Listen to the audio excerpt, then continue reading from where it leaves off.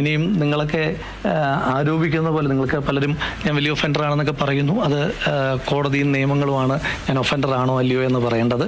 പക്ഷേ എങ്കിൽ പോലും എല്ലാവരും മനുഷ്യന്മാരാണല്ലോ. അപ്പം എനിക്കും എൻ്റേതായിട്ടുള്ള ഫീലിങ്സും ഇമോഷൻസും ഒക്കെ ഉണ്ട് എന്നാണ് ഞാൻ വിചാരിക്കുന്നത്.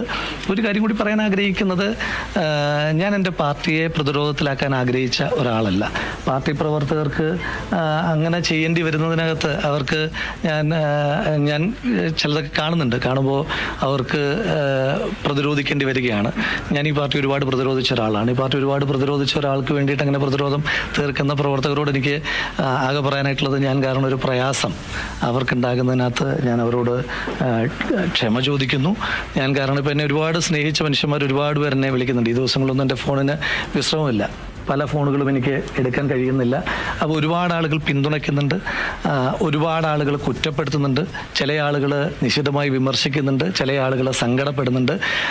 അത്തരം ഒരു സാഹചര്യത്തിനൊക്കെ എനിക്ക് ആളുകളോടെല്ലാം അങ്ങനൊരു സാഹചര്യം ഉണ്ടായതിനകത്ത് എനിക്ക് അവരോട് മാപ്പ് ചോദിക്കാൻ മാത്രമേ ഈ നിമിഷത്തിൽ കഴിയുകയുള്ളൂ. ബാക്കിയുള്ള കാര്യങ്ങളെല്ലാം എനിക്ക് നിങ്ങൾ വഴി ജനങ്ങളോട്, ജനകീയ കോടതിയിൽ പറയേണ്ട കാര്യങ്ങൾ നിങ്ങൾ വഴി ജനകീയ കോടതിയിലും, അതിനപ്പുറം എന്തെങ്കിലും കാര്യങ്ങളുണ്ടെങ്കിൽ